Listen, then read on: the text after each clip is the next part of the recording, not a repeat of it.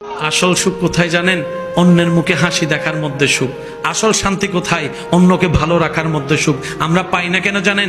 আমরা অন্যের মুখের হাসি কেড়ে নিজে হাসার চেষ্টা করি, অন্যকে আগুনে ফেলে নিজে অ্যাসির মধ্যে থাকার চেষ্টা করি, অন্যকে বেইজ্জতি করে নিজে ইজ্জতে থাকার স্বপ্ন দেখি।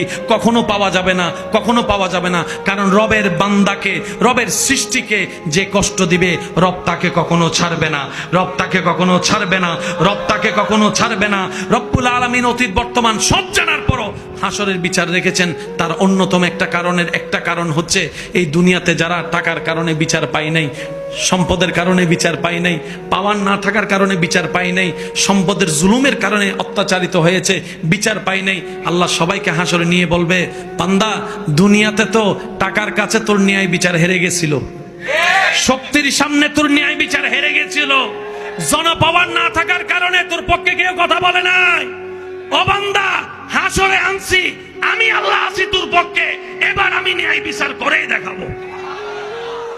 আল্লাহ আমাদের সবাইকে বুঝার তৌফিক দান করুক।